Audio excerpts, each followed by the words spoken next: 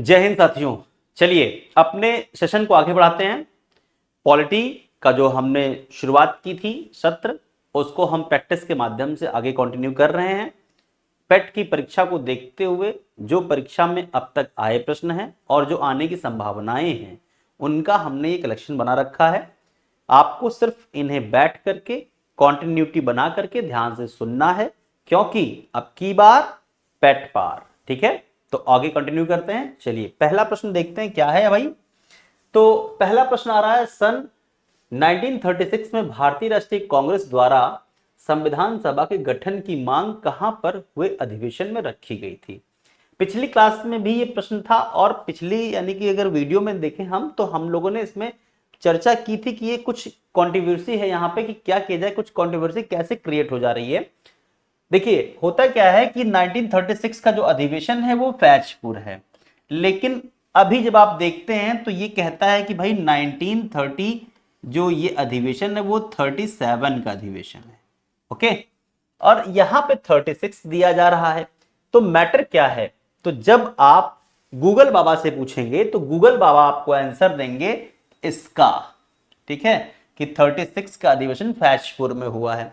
लेकिन थोड़ा सा जब और जाएंगे, अन्य इसके चैनलों पर पढ़ेंगे आप, इंसाइक्लोपीडिया को देखेंगे आप, टेक्स्ट बुक को देखेंगे आप, या किसी बड़े जो है राइटर्स की बुक्स को देखेंगे आप, दिग्विजय सिंह की राइटर्स की किताबों को देखेंगे आप, तो उस पर यह स्पष्ट होता है कि भाई ये अधिवेशन जो है ये है फैजपुर। ठीक है, ये हुआ फैजपुर अधिवेशन। लेकिन अगर ये फैजपुर अधिवेशन है भाई, तो फिर 36 वाला कहां जा रहा है। तो 36 वाले की बात करें तो वहां पे ये स्पष्टीकरण मिलता है कि 36 का जो अधिवेशन है ये लखनऊ में हुआ है। कहां हुआ है, लखनऊ में हुआ है भाई। और बड़े इत्तेफाकन की बात यह है कि कहता है कि यहाँ का अभी यहाँ पे भी अध्यक्ष और यहाँ पे भी अध्यक्ष कौन थे, यहाँ पे पंडित नेहरू दोनों के अध्यक्ष हैं भैया। अब पंडित नेहरू दोनों के अध्यक्ष बनने जा रहे हैं, यानी कि दोनों सत्र के। लेकिन इस पर विवाद है मित्रों। अगर मैं आपसे कहूं तो आप इसका उत्तर ऑप्शन के अकॉर्डिंग सोच समझ के दीजिएगा, क्योंकि मैं दावे के साथ कहता हूं ऐसे प्रश्न कोर्ट में चैलेंजिंग के तौर पर पड़े हुए हैं। यूपी की यही दिक्कत है। यूपी के किसी भी एग्जाम को उठा करके उनके पूछे गए प्रश्नों को देखें, अगर आरओ के पेपर को ले लें, पीसीएस के पेपर को ले लें, लोअर के पीसीएस को ले लें, या हम पेट को ले लें, तो जितने प्रश्न ये आते हैं उनमें से अगर हम बात करें तो ऐसे 2-3 प्रश्न होते हैं जिन पर आयोग मौन हो जाता है कि उत्तर क्या रहेगा। कई बार तो कोट किया गया है इसको, कई बार कोर्ट में भी चैलेंज किया गया है, लेकिन वहां पे भी आयोग मौन होता है। आप जब प्रैक्टिस सेट लाते हैं तो वहां पे देखा होगा आंसर के बगल स्टार बना होता है कि स्टार यानी ए सही है, बी सही है, सी सही है, डी सही, तो वहां पे वो स्टार बना देते हैं कि भाई इस पर हम शांत हैं, कुछ बोलते नहीं है। तो आपको इसका ऑप्शन के अकॉर्डिंग अगर हम उत्तर देखें तो फैजपुर है। ओके, चलो आगे बढ़ते हैं। अब देखो भाई यहां की बात करते हैं, कैबिनेट मिशन योजना के अनुसार संविधान सभा के कुल कितने सदस्य थे। तो संविधान सभा में कुल सदस्यों की बात करें तो ये 389 आंसर इसका राइट है। लेकिन 389 को आपको बंटवारा करना है, 389 को आपको बांट के दिखाना होगा। तो पहला अगर देखें 389 में से, तो यहाँ पे 292 हैं ये गुलाम भारत से होंगे। कहां से होंगे भाई, ये गुलाम भारत से रहेंगे, ये गुलाम भारत, गुलाम भारत से हो गए। यहां पे देखें तो 93 देसी रियासत से हैं, ये देसी रियासत से हैं, देसी रियासत से हैं। फिर देखें तो 4 जो है वो चीफ कमिश्नरी क्षेत्र से हैं, चीफ कमिश्नरी क्षेत्र हैं ये। ठीक है, अब अगर हम बात करते हैं तो ये तो आंसर यहां पे जोड़ने पर देखें तो 389 हमारे मेंबर आ जाएंगे। 4 3 7 2 9 9 9 18 के 8 हासिल आया 1 2 1 3, यहाँ की हमारा का आंसर सही है। लेकिन अगर यहाँ पे एक आंकड़ा देखा जाए तो एक आंकड़ा बड़ा अच्छा आता है। ये तो बंटवारे की बात की कहानी है, यानी कि हम बात करते हैं, यानी कि ये 15 अगस्त की कहानी है। ये 15 अगस्त 1947 भारत पाकिस्तान का विभाजन 14 अगस्त को हो चुका है, 15 अगस्त को हमारे यहाँ का हिसाब किताब है। तो बंटवारे के बाद की कहानी अगर मैं आपसे पूछूं कि तब कितने रह जाएंगे, तो बंटवारे के बाद बचेंगे 299। लेकिन लेकिन लेकिन लेकिन जब आपसे पूछा जाएगा कि भैया बंटवारे की घोषणा जब हुई थी तब कितने रह गए, तो शुरुआत में यानी कि बंटवारा जैसे सुना कि बंटवारा हो रहा है तो लोगों ने भागना शुरू कर दिया, यहां से वहां से निकलना शुरू कर दिया। तब उस समय संविधान सभा में सदस्य 324 रह गए थे, 389 की जगह पे 324 रह गए थे, फिर टूट करके वो खत्म होते होते यहां तक चले गए 299 तक। ओके, चलिए आगे देखते हैं, प्रश्न इससे मिलेंगे भी। देखिए आ ही गया प्रश्न। पुनर्गठन के फलस्वरूप वर्ष 1947 में संविधान सभा के सदस्यों की संख्या कितनी रह गई थी? अभी हमने देखा 299। ये बंटवारे के बाद की फलस्वरूप कहानी है, 1947 की कहानी है। यानी कि भैया हम 14 अगस्त के बाद की बात कर रहे हैं, 14 अगस्त 1947, यानी कि हम बंटवारा कर दिए हैं। अब बंटवारे के बाद 15 अगस्त से हम ये काउंटिंग करेंगे भैया कितना हो गया। और जो लास्ट में मैंने बताया, देखिए 324 यहां पर दिया हुआ है। ये 324 आंकड़ा जो है 3 जून की डेट का है। 3 जून 1947 की डेट का जब ये घोषणा होती, भारत पाकिस्तान का विभाजन हो जाएगा, तब हमारे पास संविधान सभा में 324 कैसे, देखिए 235 लोग बचेंगे यहां से। ये रहेगा आपका गुलाम भारत, और ये रहेंगे 89 देसी रियासत से। ये है आपका देसी रियासत,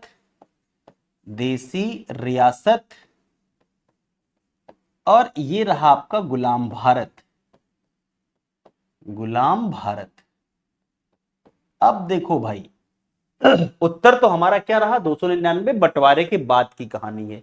बंटवारे की घोषणा के बाद ये जैसे घोषणा हुआ, बंटवारा भी हुआ नहीं है, तो भगदड़ मच गई, यानी कि लोग भागना शुरू कर दिए। 324 बचे, 324 से निकल के बाद में 299 ही से बचेंगे बंटवारे के बाद, क्योंकि कुछ लोग मुस्लिम लीग से कम हो जाएंगे, जो रजवाड़े हैं वहां से लोग कम हो जाएंगे, तो हमारे पास कुल आंकड़ा सिर्फ 299 का बचेगा।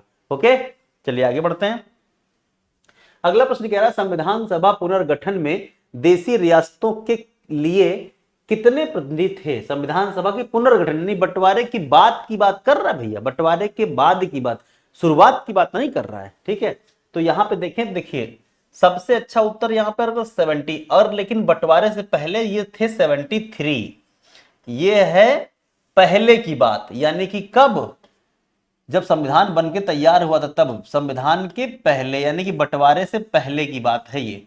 बंटवारे से पहले की बात है ये, बंटवारे के बाद का आंकड़ा है। जो पुनर्गठन यानी दोबारा गठित किया जाए तो क्या है, 70। ओके, मैं पिछली अभी स्लाइड पे बात कर चुका हूं इसमें। आगे देखते हैं, यहाँ पे संविधान सभा में किस देशी रियासत ने प्रतिनिधि के रूप में भाग नहीं लिया था? संविधान सभा में कौन सी रियासत थी जिसने भाग नहीं लिया था? तो आप जानते हैं कि भारत के विलय में अगर हम बात करते हैं, जो भारत में विलय की बात थी, तो जूनागढ़, कश्मीर और हैदराबाद भारत में विलय नहीं हो रहे थे। लेकिन यहां पे प्रश्न कह रहा है कि संविधान में वो उपस्थित नहीं थे, संविधान सभा में पार्टिसिपेट नहीं कर रहे थे वो। तो संविधान सभा में पार्टिसिपेट ना करने वाले अगर बात करते हैं वो कौन है, तो वो आपके हैं, अगर बात करें तो वो है हैदराबाद। हैदराबाद एक रियासत ऐसी थी जो अपने आप को संविधान से अलग रख रही थी। वो कह रही थी कि हम संविधान सभा में नहीं जाएंगे, हम एक अलग मुल्क बनेंगे। अच्छा, इसके पीछे एक बड़ी खास कहानी है। 3 जून 1947 को जब माउंटबेटन ये घोषणा करते हैं कि हिंदुस्तान का पार्टीशन होगा, विभाजन होगा। देखो ध्यान समझना, यहां के समझने के लिए थोड़ा इतिहास जान लो। 3 जून को ये घोषणा की जाती है 1947 को, ठीक है। 4 जुलाई 1947 को ये इंग्लैंड की संसद में बिल पास होता है, बिल पेश किया जाता है कि भारत पाकिस्तान का विभाजन होगा। और ये बिल 18 जुलाई 1947 को एक्सेप्ट कर लिया जाता है, संविधान सभा के द्वारा बहुमत से पास हो जाता है कि भाई भारत का विभाजन होगा। उसके बाद भारत का विभाजन कर दिया जाता है। अब बात जैसे ही होती है कि ये जैसी घोषणा की गई, तो ये जब घोषणा की गई थी माउंटबेटन ने, तो माउंटबेटन ने कहा था जो रियासत भारत से मिलना चाहती है भारत से मिले, जो नहीं मिलना चाहती है वो स्वतंत्र रहे, अलग मुल्क, अपना खुद का मुल्क बना ले, खुद पे डिपेंडेंट हो जाए। और अगर कोई चाहता है पाकिस्तान से मिलना तो पाकिस्तान से मिल ले।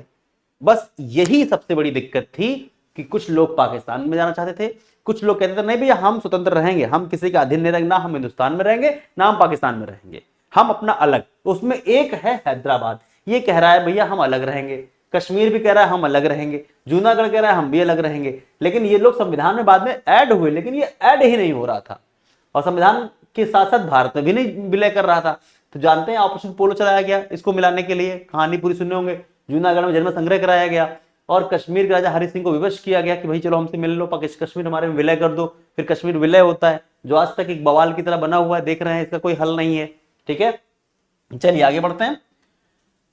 आगे देखते हैं, यहाँ पे B.R. अम्बेडकर का संविधान सभा में निर्वाचन हुआ था, कहां से हुआ था? बड़ा मजेदार प्रश्न है और ये मोस्टली बच्चे इसमें गलतियां करते ही करते हैं। कैसे भाई? देखो, हम जब ऐसे प्रश्न को लेकर के आते हैं, अब यहाँ पे बंबई प्रेसिडेंसी भी लिखा हुआ है, पश्चिम बंगाल भी लिखा हुआ है, दोनों चीजें लिखी हुई हैं। ठीक है, पश्चिम बंगाल भी और यहाँ पे वो। लेकिन अगर सही मायने में देखा जाए दोस्तों, इतिहास को अगर जाना जाए, तो यहाँ पे देखो होता है जब B.R. अम्बेडकर संविधान सभा का निर्वाचन होता है तो सबसे पहले बंबई से इलेक्शन लड़ते हैं, बंबई अपने क्षेत्र से लड़ते हैं इलेक्शन।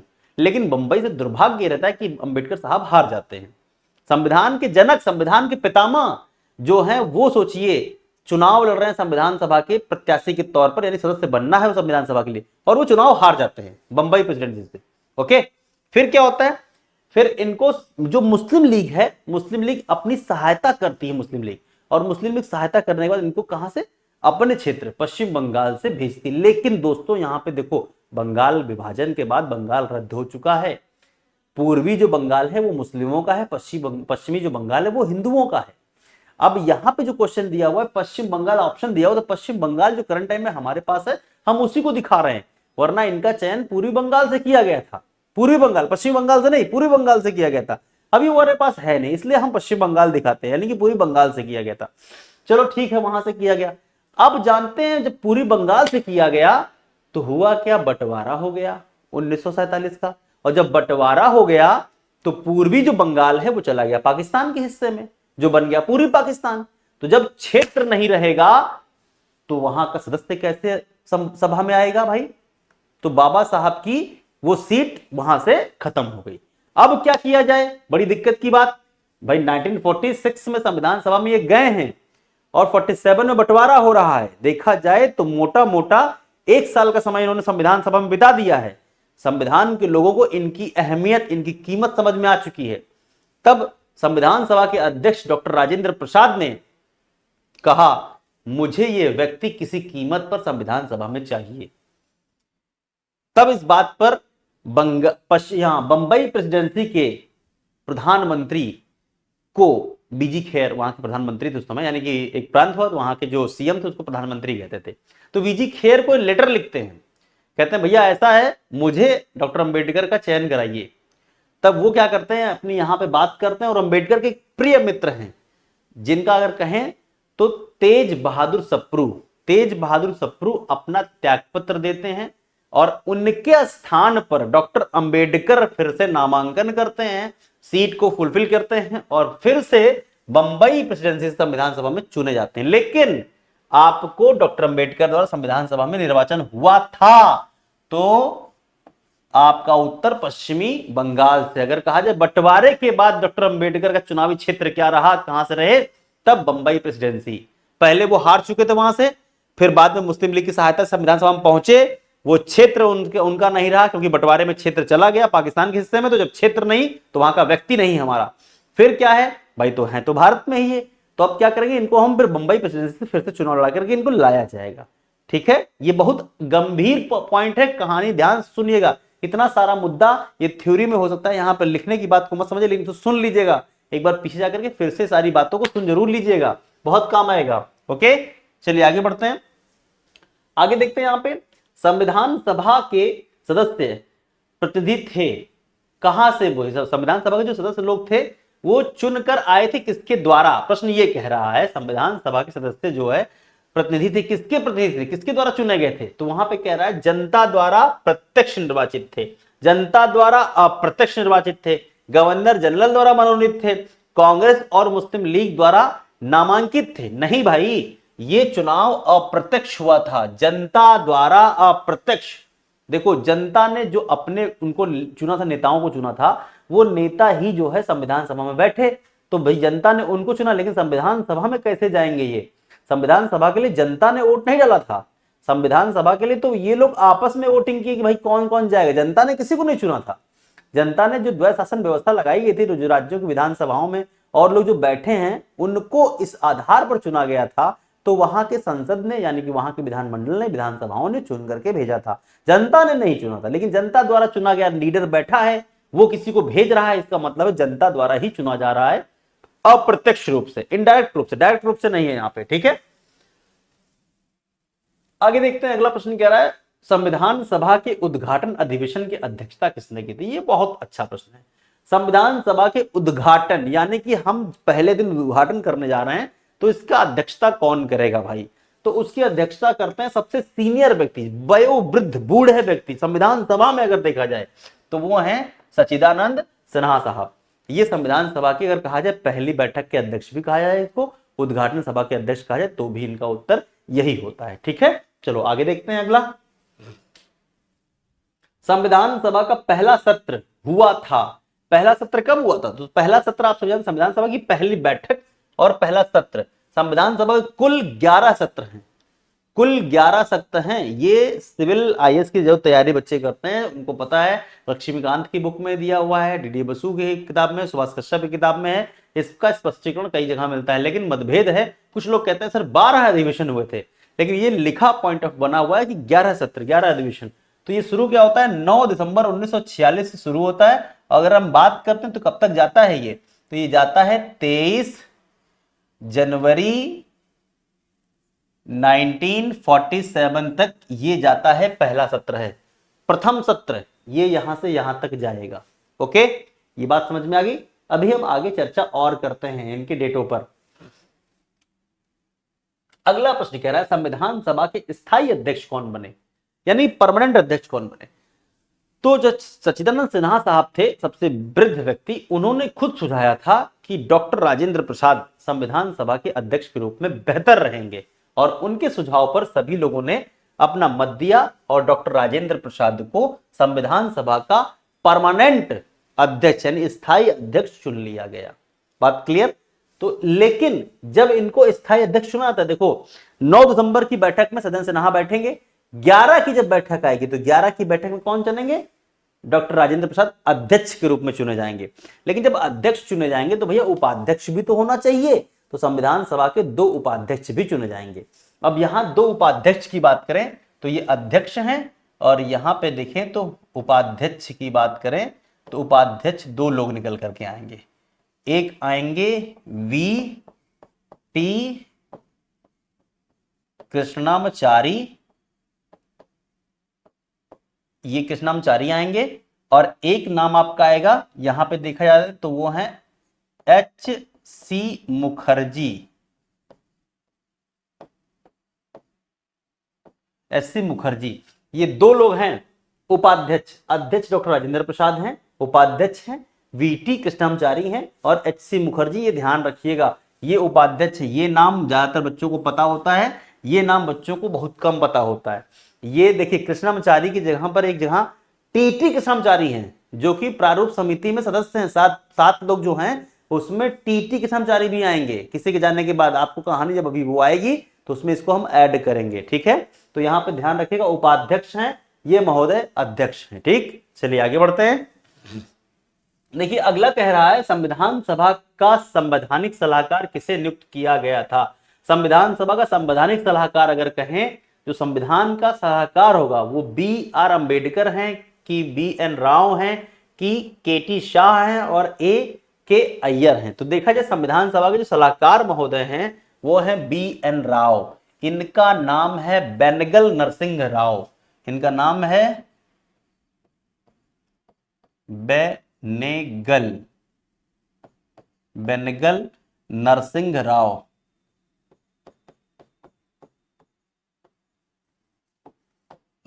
ये हैं बेनेगल नरसिंह राव, बी.एन. राव साहब। बड़ी अच्छी बात यह है कि ये संविधान सभा के सदस्य नहीं हैं, लेकिन संविधान सभा में संविधान सभा के सलाहकार के तौर पर काम कर रहे हैं, एडवाइस के लिए काम कर रहे हैं, और एक समिति के अध्यक्ष भी रहेंगे। सलाहकार समिति, एडवाइस कमेटी के ये अध्यक्ष भी रहेंगे, क्योंकि इन्होंने संविधान के, भारत के संविधान के निर्माण के लिए, यही वो व्यक्ति हैं जो विदेशों में जाकर के भ्रमण करके आते हैं और जगह जगह जो चीजें अच्छी हैं वो लाके भारत में बताते हैं कि यहाँ का ये अच्छा है।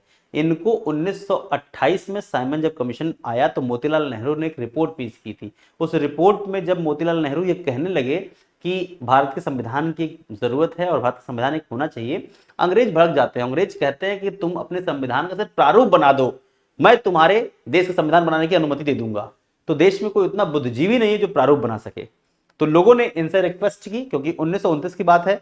1929 में देखिए अंबेडकर साहब को अगर बात करें तो अंबेडकर साहब अभी यानी कि अपने कार्यों में अपने क्षेत्रों में बिजी हैं। और कहां पे हैं ये भी? अभी महाराष्ट्र की ओर पे ये अपनी कूच कर रहे हैं। अंबेडकर साहब इनकी बात करते हैं तो ये भाई साहब उस समय सबसे बड़े विद्वानों में अगर बात की जाए तो शुमार इनका नाम रहता है, इनका नाम रहता है, जोगेंद्र मंडल जी का रहता है और डॉक्टर अंबेडकर जी का नाम रहता है। तो संविधान सभा के लोग इनके पास जाते हैं, यानी कि जो भारत के नेता जाते हैं, कहते हैं भैया आप जाइए। ये 54 देशों का भ्रमण करते हैं, 54 कंट्रीज ये घूम करके आते हैं और वहां की बातों को अपने साथ संजो कर लाते हैं। तो सबसे अधिक भ्रमण किया है इन्होंने, हर देश संविधान को जाना है। कोई बड़े बलिस्टर या उसकी बात नहीं की, लेकिन ये बहुत बड़े लॉयर भी रहे हैं। और सबसे बड़े गर्व की बात बताऊं आपको तो भारत के पहले व्यक्ति हैं ये जो अंतर्राष्ट्रीय न्यायालय में न्यायाधीश के तौर पर शामिल हुए। हमारे 4 भारतीय हैं जो शामिल हुए हैं, जिनमें पहला नाम इन्हीं का आता है। ये सोच लीजिएगा, पहले ये हैं, दूसरे नंबर पे नागेंद्र सिंह हैं, फिर तीसरे नंबर पे पाठक साहब हैं और चौथे में करंट टाइम में दलबीर सिंह भंडारी साहब बैठे हुए हैं। तो भारत के सिर्फ 4 ही व्यक्ति हैं जो इंटरनेशनल कोर्ट में अब तक न्यायाधीश के तौर पर हैं। और बड़े गर्व की बात है कि बेनगल नरसिंह राव साहब पहले व्यक्ति हैं जो संविधान सभा के सलाहकार हैं। ये भी बात को ध्यान में रखिएगा। ओके, चलिए आगे बढ़ते हैं। संविधान सभा में संविधान सभा में उद्देश्य प्रस्ताव किसने प्रस्तुत किया था? उद्देश्य प्रस्ताव यानी कि प्रिम्बल, प्रस्तावना किसने पेश की थी? तो प्रस्तावना पंडित जवाहरलाल नेहरू पेश करते हैं। ये पेश कब करते हैं? ये पेश करते हैं 13 दिसंबर को पेश करते हैं। ये 13 दिसंबर 1946 को पेश करेंगे और इसे 19 दिसंबर 1946 तक इस पर बहस चलेगी। देखो पेश कब कर रहे हैं? 13 दिसंबर 1946 को पेश कर रहे हैं। 19 दिसंबर यानी बहस चलेगी। 8 दिन इस पर बहस चलती है, 8 दिन बहस चलेगी। फिर जैसे ही यानी कि हम बात करते हैं तो 22 जनवरी 1947 को संविधान सभा द्वारा प्रस्तावना को अपना लिया जाएगा। प्रस्तावना यानी कि उद्देशिका को संविधान सभा द्वारा अपना लिया जाएगा, एडॉप्ट कर लिया जाएगा। डेट को बहुत ध्यान रखिएगा, 13 दिसंबर से काम शुरू हुआ है। उद्देश्य प्रस्ताव जब पेश किया जाएगा इसी के तहत काम शुरू होगा। पहला काम यही है कि हम भैया अपना पहले जो उद्देशिका यानी कि प्रस्तावना, हम किन किन बातों पर संविधान बनाने के लिए एकत्र हुए हैं उन बातों को हम लिखेंगे।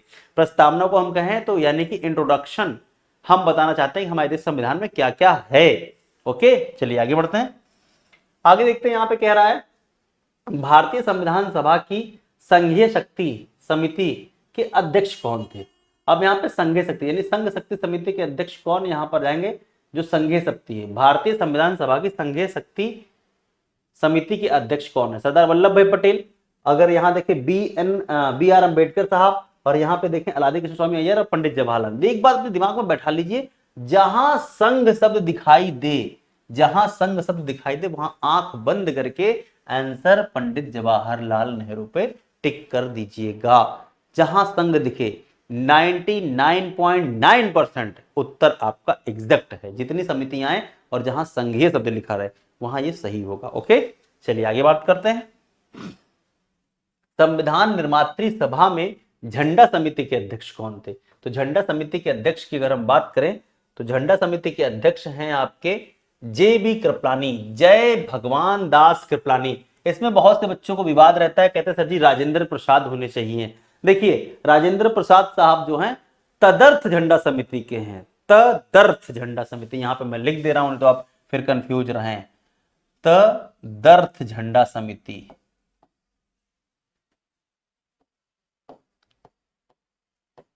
तदर्थ झंडा ये समिति है, याद रखिएगा। तदर्थ झंडा समिति के अध्यक्ष कौन हैं?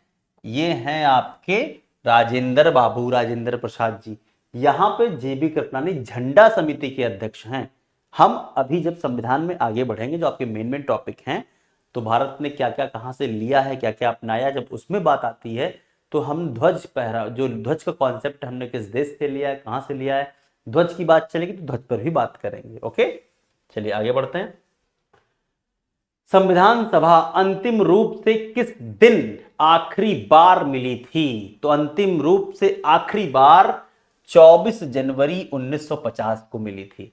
24 जनवरी 1950 को संविधान सभा के 284 सदस्य उपस्थित होते हैं और वो संविधान पर हस्ताक्षर करते हैं, साइन करने के लिए उपस्थित होते हैं। कितने? तो यहां पर अंतिम बैठक में 284 मेंबर लोग आएंगे, 284 लोग रहेंगे यहाँ पे सदस्य, ये संविधान पर हस्ताक्षर करेंगे। और दोस्त अगर वास्तव में बताएं तो यहाँ बड़ा अच्छा गेम हो सकता है। ये जो आपने देखा 24 जो जनवरी की डेट है और ये जनवरी और क्या है 1950, ये बहुत इंपॉर्टेंट है, इसको याद रखिएगा। देखिए सबसे पहला पॉइंट है, आपने भी देखा कि क्या है, लास्ट बैठक हो रही है संविधान सभा की, लास्ट बैठक है संविधान सभा की, यानी कि संविधान सभा की लास्ट बैठक है। ठीक है, अब देखो दूसरी बात यहां पे 24 जनवरी 1950 को यूपी नाम मिला है। यूपी नाम का मतलब है उत्तर प्रदेश नाम मिला है, उत्तर प्रदेश नाम दिया गया है। 1950 को ही बात करते हैं तो राष्ट्रपति महोदय का चुनाव हुआ है, राष्ट्रपति का चुनाव 1950 24 जनवरी को ही राष्ट्रीय गीत व गान ये अपनाया गया है। यहां पे राष्ट्रीय गीत या राष्ट्रीय गान, राष्ट्रीय गीत व गान को अपनाया गया है। 24 जनवरी को ही देखें तो हम यहां पर बात करते हैं 24 जनवरी। अब देखो 24 जनवरी 1966 को पहली महिला पीएम इंदिरा बनेंगी। पहली महिला पीएम कौन बनेंगी? इंदिरा बनेंगी, इंदिरा गांधी बनेंगी।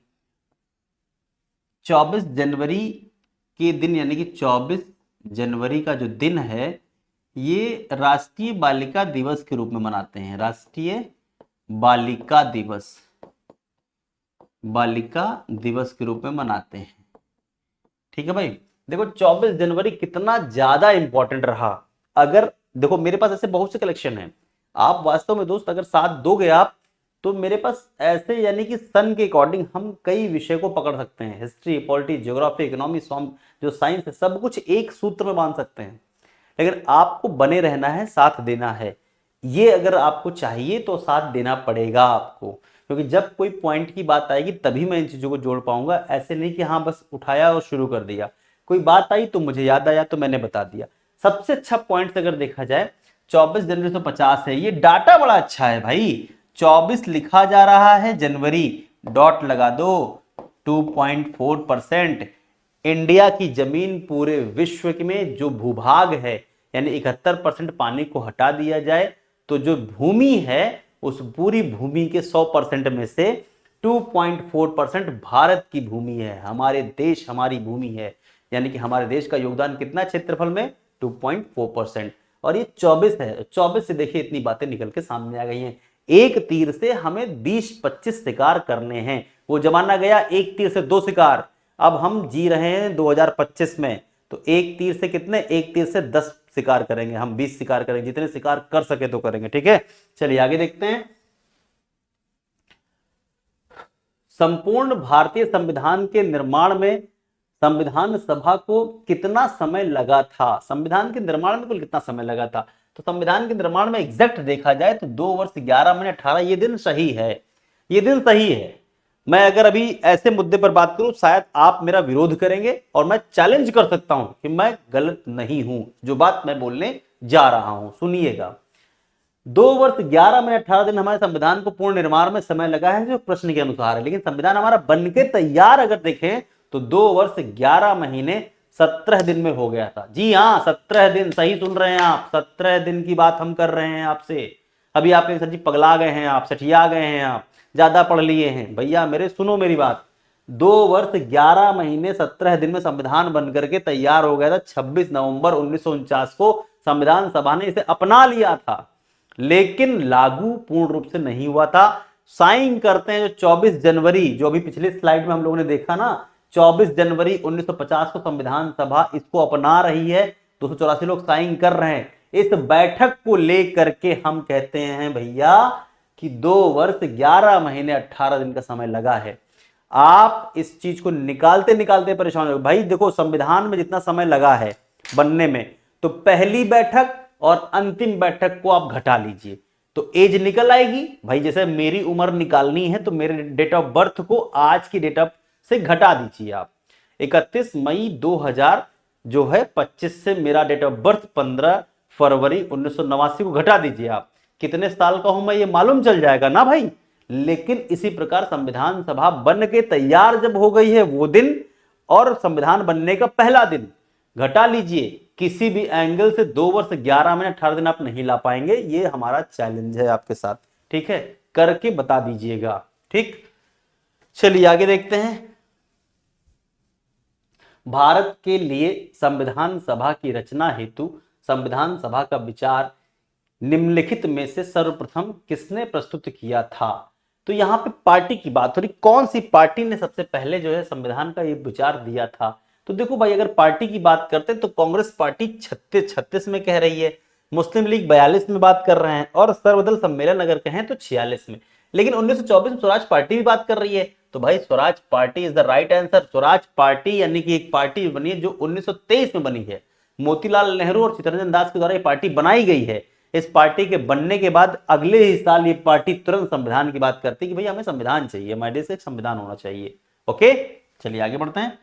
आगे देखते हैं, यहां पे अगला प्रश्न कह रहा है, भारतीय संविधान की कौन सी विशेष व्यवस्था इंग्लैंड से ली गई है? तो भारतीय संविधान की जो संसदीय व्यवस्था है, देखो संसदीय प्रणाली है संघीय व्यवस्था, तो संसदीय प्रणाली जो हमारी है ये हमने इंग्लैंड से अपनाई है। भारत में संसद जो व्यवस्था है वो इंग्लैंड की है। इंग्लैंड की संसद को पार्लियामेंट कहते हैं, हमारे देश की संसद को पार्लियामेंट कहते हैं, तो हमने वहीं से लिया है। जहां संसद होगी वहां का सर्वे सर्वा जो अगर देखा जाए, संसद लोकसभा, राज्यसभा और राष्ट्रपति से मिलकर बनेगी। ये संसदीय व्यवस्था की पहचान है। ठीक है, हमारे यहाँ भी देखिए लोकसभा, राज्यसभा, राष्ट्रपति है, लेकिन राष्ट्रपति के कार्यों की सहायता के लिए एक प्रधानमंत्री है। और हमारे देश का जो राष्ट्रपति है वो इंग्लैंड की राजा के इक्वल होता है। जैसे वहां का राजा है वो कुछ करता नहीं भाई, रखा है प्रधानमंत्री करो। हमारे देश में भी राजा साहब हैं, यानी कि द्रौपदी मुर्मू जी हैं, वो अपना एक रखी है असिस्टेंट जिसे कह सकते हैं प्रधानमंत्री मोदी जी, वो सारा काम करते हैं। लेकिन बड़े हैरानी की बात यह है, संघीय व्यवस्था में आर्टिकल 53 अनुच्छेद 35 अनुच्छेद 53 ये कहता है, अनुच्छेद 53 ये 53 ये बात कहता है कि संघ की कार्यपालिका का प्रधान राष्ट्रपति होगा, परंतु वास्तविक नहीं होगा। वास्तविक प्रधान प्रधानमंत्री है। ओके, चलिए आगे बढ़ते हैं। भारतीय संविधान का कौन सा लक्षण आयरिश संविधान के से अनुप्रेरित है? भारतीय संविधान का कौन सा जो लक्षण है, कौन सा इसमें जो भाग है या किस चीज को आयरिश आयरलैंड के संविधान से लिया गया? आयरिश मतलब भैया होता है आयरलैंड। एक आयरिश आंखों में होता है, आयरिश के कारण आंखों का रंग लाल, नीला, पीला जो होता है। हम लोग की आंखें कहते हैं भैया लाल पीली आंखें ना दिखाओ, हम नाराज नहीं है। ये भैया सीधी सी बात है, आयरिश की बात कर रहे हैं। सो के उठते हैं तो आंखें लाल होती हैं, नहीं सो पाते तो भी आंखें लाल हो जाती हैं, तो वो आयरिश की बात नहीं कर रहे हैं हम। एक आयरिश यानी आयरलैंड का निक नेम है आयरिश। तो हम कह रहे हैं कि ऐसा क्या है जो आयरलैंड के संविधान से भारत ने अडॉप्ट किया है? तो हमने जो अपनाया है वो राज्य के नीति निर्देशक तत्व हैं जो हमने वहां से अपनाया है। मौलिक कर्तव्य हमने रसिया से लिया है। राष्ट्रपति के निर्वाचन की प्रक्रिया हमने अमेरिका से अपना रखी है। राज्यसभा सदस्यों का जो मनयन है वो भी हमारा देखा जाए तो ये भी हमारा आयरलैंड के संविधान से ये भी लिया गया, लेकिन हम यहाँ पे अभी इसको टिक करेंगे। ये 12 व्यक्ति जो मनोनीत करते हैं वो वहां से लिया जा रहा है। ठीक है, चलिए आगे बढ़ते हैं। भारतीय संविधान का सबसे बड़ा एकांकी स्रोत क्या है? जो भारतीय संविधान का सबसे बड़ा जो अगर कहें इसमें से कौन सा स्रोत है जहां संविधान हमारा बनके तैयार हुआ है, तो वो स्रोत कोई और नहीं है, गवर्नमेंट ऑफ इंडिया एक्ट 1935 का है। यहां से हमने लगभग 200 अनुच्छेद हमने यहां से लिए भैया। कितने अनुच्छेद लिए? 200 अनुच्छेद हमने आर्टिकल्स यहां से लिए हैं, अपनाए हैं 200 आर्टिकल्स। जब संविधान बनके तैयार हुआ था, इन्होंने जो संविधान दिया था 332 अनुच्छेद उस जमाने में इनके पास थे, जिसमें से हमने 200 आर्टिकल एज इट इज लिए हैं, और 8 जो अनुसूचियां शुरुआत की वो ली, 14 भाषाएं हमने वो लिए, और जो 22 भाग हैं हमने ये पूरे एज इट इज कॉपी किए हैं। ये पूरा हमारा है, ये हमारी शेड्यूल है, ये हमारे चैप्टर हैं, और ये हमारे जो है सॉरी ये हमारी लैंग्वेज है, भाषा है हमारी, ये भाई ये हमारी भाषा है, ये लैंग्वेज है और ये चैप्टर है। ठीक है, शेड्यूल, लैंग्वेज और चैप्टर अगर देखें तो हमने उसी के संविधान से एज इट एडॉप्ट कर लिया है। तो इसी प्रकार बने रहिए अगले यानी कि स्लाइड के लिए, अगले प्रश्नों के लिए। तब तक के लिए जय हिंद, मिलते हैं।